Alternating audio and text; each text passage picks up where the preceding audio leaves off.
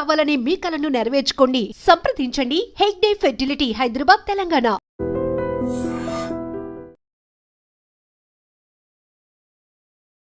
Visakha PM Palem police station పరిధిలో ఒక నిండు గర్భిణి తన భర్త చేతిలోనే ప్రాణాలు పిఎంపాలెం పోలీస్ స్టేషన్ పరిధిలో ఒక నిండు గర్భిణి తన భర్త చేతిలోనే ప్రాణాలు పోగొట్టుకుంది.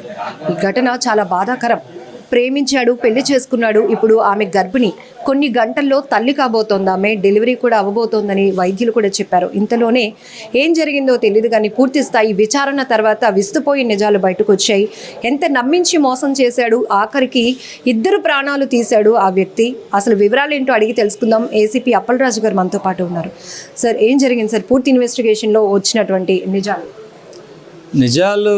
ఈ చనిపోయిన అనుషకి ఈ జ్ఞానేశ్వర్ అనేవాడు లవ్ చేసి పెళ్లి చేసుకున్నారు 2022లో.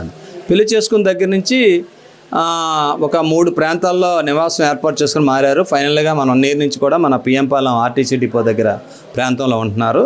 ఉన్న తర్వాత ఈ అమ్మాయికి ఈ మధ్యకాలంలో ప్రెగ్నెన్సీ కూడా వచ్చింది. ఇప్పుడు మన చనిపోయిన అనూష వాళ్ళ సిస్టర్, వాళ్ళ ఫ్యామిలీ మెంబర్ చెప్తుంది ఏంటంటే, ఇంతకుముందు 2-3 టైమ్స్ ఆయన ఈమెను ఎలాగైనా వదిలించుకోవాలనే ఉద్దేశంతో కొన్ని ప్రయత్నాలు చేశాడు అని అంటే మేము అడిగాం. ఏ విధంగా ప్రయత్నం చేశాడంటే, క్యాన్సర్ వచ్చింది, నేను షార్ట్లో చనిపోతాను, అనవసరం నీ జీవితం పోతుంది, ఇలాంటప్పుడే మీరు వెళ్ళిపోండి, నా బతుకు నేను బతుకుతాను అని అంటే, అమ్మ ఎట్టి పరిస్థితుల్లో నేను చావైనా బతుకాని నీతోటే వన్స్ పెళ్లి చేసుకున్నానని చెప్పి యాక్సెప్ట్ చేయలేదంట. ఆ విషయాలు అమ్మాయి వాళ్ళ సిస్టరు వాళ్ళందరికీ చెప్పినట్టు వీళ్ళు చెప్తున్నారు. ఒకటి. రెండోది, తర్వాత ఒక 5 months బ్యాక్ ఇప్పుడు మా పేరెంట్స్ వాళ్ళు తెలిస్తే చంపేస్తారు, ఇంకా నన్ను బతకనివ్వరు, నిన్ను బతకనివ్వరు, ఎందుకు మన జీవితం ఇలాగా, ఎందుకు మ్యూచువల్గా ఎవరి మట్టుకు వాళ్ళు వెళ్ళిపోదాము అన్నట్టు చెప్పాడంట. అప్పుడు కూడా ఈ అమ్మాయి వాళ్ళ విషయం వాళ్ళ పేరెంట్స్ వాళ్ళ ఫ్యామిలీ మెంబర్స్ చెప్పిన తర్వాత దానికి కూడా ఈ అమ్మాయి యాక్సెప్ట్ చేయలేదు. తర్వాత ఇలాగా ఫుల్గా ప్రెగ్నెన్సీ అడ్వాన్స్గా వచ్చింది 9th డే. యాక్చువల్గా నిన్న 13వ తారీఖున రెయిన్బో హాస్పిటల్లో డాక్టర్ సుధా అనే ఆమె దగ్గర ట్రీట్మెంట్ అంట, టెస్ట్లు కూడా వెళ్తున్నారు, అడ్మిషన్ అవ్వాలి.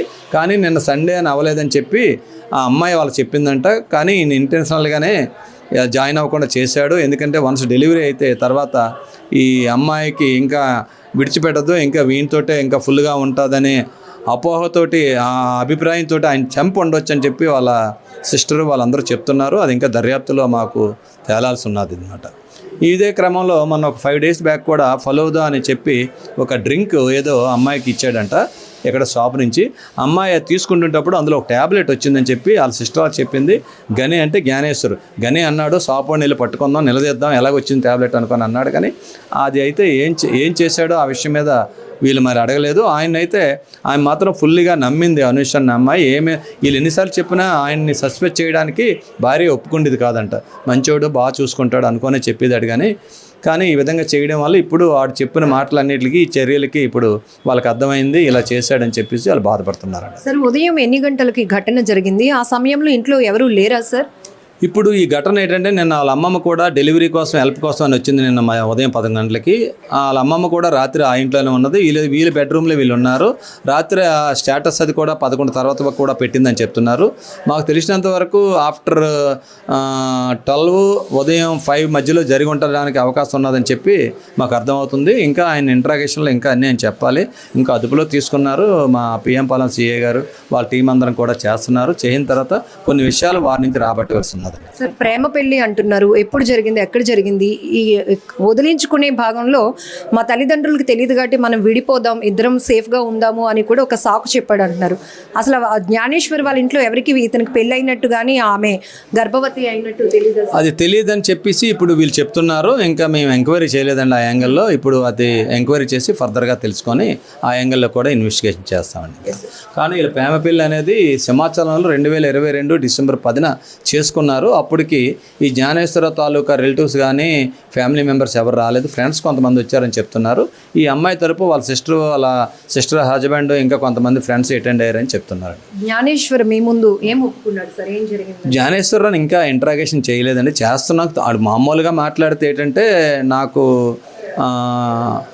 ఒక అమ్మాయి ఎవరితోటో క్లోజ్గా మూవ్ అవుతున్నావు, వాళ్ళతో ఫోన్లో మాట్లాడుతున్నావు, అనుమానంతో నన్ను అనుమానించి ఎప్పుడు నాతోటి గొడవ దిగేదండి. రాత్రి కూడా అలాగే గొడవ పెడితే నేను తట్టుకోలేక అమ్మాయిని ఈ విధంగా త్రోటలు చేసి ఇలాగ చేతులతో పేక నులిమేశాను, చచ్చిపోయింది అని చెప్తున్నాడు. అది ఇంకా కన్ఫర్మ్ చేయవలసినది. సార్, కారణం ఏదైనా నిండు గర్భిణీ ప్రాణం అంటే 2 ప్రాణాలు పోయాయని చెప్పొచ్చు, ఎందుకంటే మరికొన్ని గంటల్లో డెలివరీ కూడా జరగబోతోంది.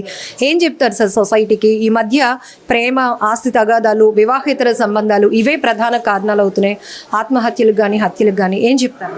ఇప్పుడు మనకు తెలుస్తుంది ఏంటంటే ఈ సొసైటీలో చూస్తున్న చిన్న చిన్న ఘటనలు అండి. ఇప్పుడు ఈ ఉదాహరణకి జ్ఞానేశ్వర్ ఉన్నాడు, అమ్మాయి అంటే ఇష్టం లేకపోతే వదిలివచ్చు, కానీ నిండు గర్భిణిని ఆ విధంగా ఆయనతోటి కలిసి ఇన్ని సంవత్సరాలు కాపురం చేసిన ఒక ఆడపిల్లని ఆ గర్భిణిని చూసి చలించిపోతారనమాట. ఆమె చూస్తే నిన్న ఫోటోలు కూడా స్టేటస్లో ఎంత బాగా పెట్టుకున్నదంటే ఆ 9th month ప్రెగ్నెంట్ ఆ అమ్మాయి అంత సంతోషపడింది, త్వరలో డెలివరీ అవుతాను, జన్మనిస్తాను, తల్లిని అవుతాను ఆనందంతో. ఈ ఆనందం ఎప్పటికీ కొంత టైంలోనే వాడు ఈ విధంగా చేస్తాడని పాపం అమ్మాయికి తెలియదు. చాలా దారుణం అండి. నేను చెప్తుంది ఏంటంటే ఎవరికైనా మీ మీద ఇష్టం లేకపోయినా మనకి ఇక్కడ ఒక అమ్మాయికి గొంతు కోసాడు, అమ్మాయి లవ్ చేయలేదని, పెళ్లి చేసుకోవట్లేదని. అలాంటి ఇష్టం లేకపోతే వదిలివచ్చి కానీ ప్రాణాలు తీసిన వరకు వెళ్ళడం అనేది చాలా ఈ సమాజంలో మిగతా వాళ్ళకి రాంగ్ మెసేజ్ వెళ్తుంటుంది. ఇది ఎవరికి కూడా మంచిది కాదు.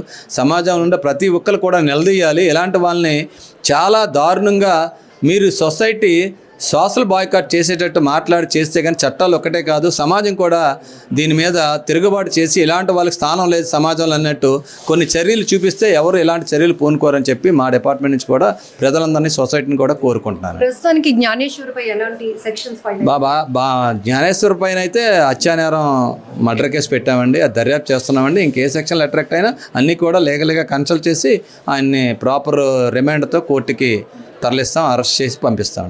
పాపం అనుష తన జీవితం ఇలా అవుతుందని ఊహించుకోలేకపోయింది. ప్రేమించిన వ్యక్తి తనని ప్రాణంగా చూసుకుంటాడు, వైవాహిక జీవితం ఎంతో హ్యాపీగా లీడ్ చేయొచ్చు, అలానే కొన్ని గంటల్లో తల్లి కాబోతున్నాను అన్న ఆనందం క్షణాల్లోనే ఆ భర్త దారుణమైన క్రూరత్వమైనటువంటి చర్య వల్ల ఆవిరైపోయింది.